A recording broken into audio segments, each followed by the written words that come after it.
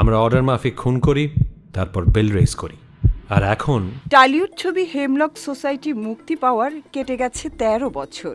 এবার তারই সিকুয়েল কিল বিল সোসাইটি নিয়ে আসছেন পরিচালক সৃজিত মুখার্জি। ১১ এপ্রিল মুক্তি পাবে ছবিটি। তার আগে ছবি নিয়ে বড়সড় তথ্য ফাঁস করলেন সৃজিত।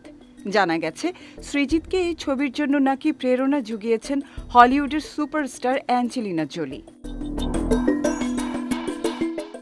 সম্প্রতি সৃজিত মুখার্জি সামাজিক মাধ্যমে একটি পোস্ট শেয়ার করেছেন।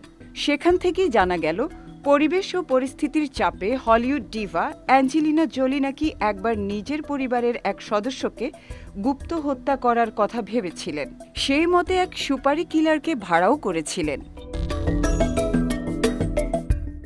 ঘাতক অবশ্য সব শুনে অভিনেত্রীকে পরামর্শ দেন বিষয়টি নিয়ে দ্বিতীয়বার ভাবার জন্য।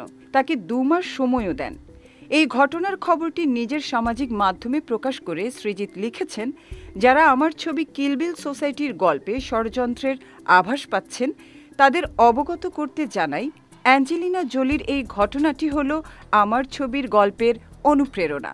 অতএব আশা করব অস্থির না হয়ে আমার ছবিটি উপভোগ করবেন।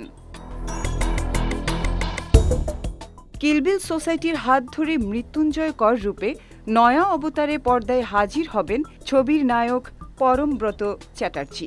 সে নাকি আর আগের মতো হাসি খুশি মানুষটি নেই, বরং হয়ে গেছেন অনেকটাই কঠিন ও শান্ত। যে মৃত্যুর অ্যানাটমি সবচেয়ে ভালো বুঝত, এবার সেই নাকি নিজের ভাগ্যের বদল ঘটাতে চায়। এ নিয়েই এগিয়ে যায় কিল বিল সোসাইটির গল্প।